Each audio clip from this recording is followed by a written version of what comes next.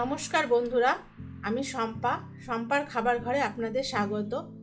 একঘেয়েমি চিকেন খেয়ে বোর হয়ে যাচ্ছি, তাই আমি একটা নতুন ধরনের চিকেনের রেসিপি নিয়ে এসেছি। সেটি হলো চিকেন রেজালা। আমি কিভাবে চিকেন রেজালাটা করি আপনারা দেখুন।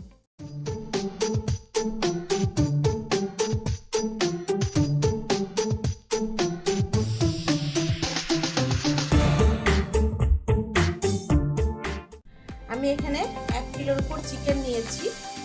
এবার চিকেনটা আমি ম্যারিনেট করব। এখানে আমি লঙ্কা, আদা, রসুনের পেস্ট দিয়ে দিলাম পরিমাণ মতন, আর এখানে আমি টক দই দিয়ে দিলাম 100 থেকে 150 গ্রামের মতন টক দই দিয়ে দিলাম। টক দইটা আমি ভালো করে ফেটিয়ে নিয়েছি। আমি অল্প একটু সাদা তেল দিচ্ছি, আর দিচ্ছি গোলমরিচের গুঁড়ো, পরিমাণ মতন গোলমরিচের গুঁড়ো। এবার এগুলো আমি ভালো করে মিক্স করব।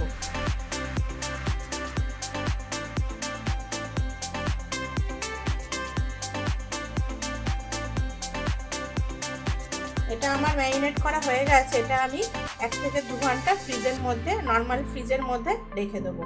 তারপর আমি 2 ঘন্টা পর আসছি রান্না নিয়ে। এখানে আমি কাজু বাদাম নিয়েছি আর পোস্ত নিয়েছি, এটা আমি পেস্ট করব। চিকেনটা আমি 2 ঘন্টা ফ্রিজে রেখে দিয়েছিলাম, তারপর আধ ঘন্টা আমি নর্মাল রেখে দিয়েছি।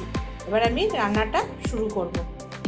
কড়াটা আমার গরম হয়ে গেছে। চিকেনটা সাদা তেলে রান্না করব, আপনারা চাইলে ঘি দিয়েও করতে পারেন। আমি সাদা তেল আর ঘি দিয়ে করব। আমি পরিমাণ মতন তেল দিয়ে দিচ্ছি, 2 চামচ মতন ঘি দিচ্ছি। তেলটা আমার গরম হয়ে গেছে। এর মধ্যে আমি 2টো শুকনো লঙ্কা, 2টো তেজপাতা দিলাম।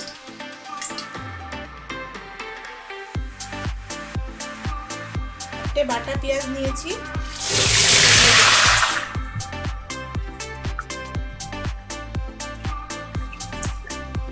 পেঁয়াজটা আমি ভালো করে ফ্রাই করব।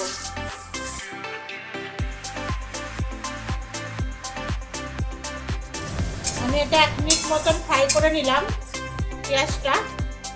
এবার আমি এর মধ্যে ম্যারিনেট করা চিকেনটা দিয়ে দিচ্ছি।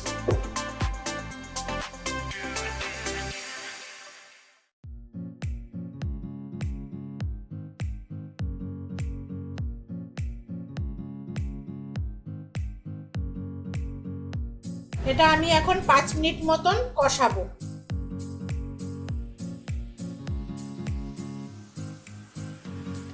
One eternity later. এটা আমার 5 মিনিট মতন কষেছে। এবার এর মধ্যে আমি কিছু উপকরণ দেব। এর মধ্যে আমি 1 চা চামচ জিরের গুঁড়ো দিলাম, পরিমাণ মতন নুন দিয়ে দিলাম, আর একটু রেড চিলি পাউডার দিচ্ছি।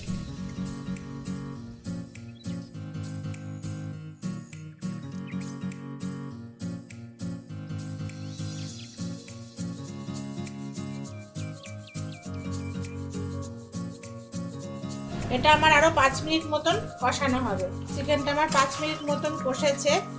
আমি এর মধ্যে এবারে কাজু বাদাম আর পোস্ত বাটাটা দিয়ে দিই।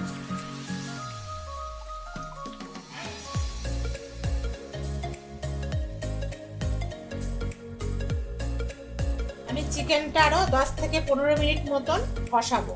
A very long time later. 10 minute মতন আমি রেখে দিয়েছিলাম। মাঝে আমি ঢাকনা খুলে খুলে নেড়েছি, আর এর মধ্যে আমি একটু সামান্য নারকেলের দুধ দিচ্ছি। এটা আমি টেস্টের জন্য দিলাম। আমি আর 2-3 মিনিট মতন রেখে দেবো। 2-3 মিনিট হয়ে গেছে। আমার চিকেন রেজালাটা তৈরি হয়ে গেছে। আমি এবারে এর মধ্যে 1 চামচ ঘি আর সানরাইজের শাহি গরম মশলা দিয়ে নামিয়ে নেব। চিকেন রেজালাটা পুরো তৈরি হয়ে গেছে। আমি এটা এবার সার্ভ করে দেবো।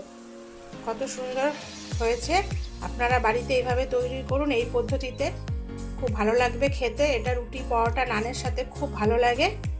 আমার রান্নাটা ভালো লাগলে একটা লাইক, কমেন্ট আর শেয়ার করতে ভুলবেন না। আর ভিডিওটা পুরো দেখার জন্য অনুরোধ রইল। সবাই খুব ভালো থাকবেন। ধন্যবাদ।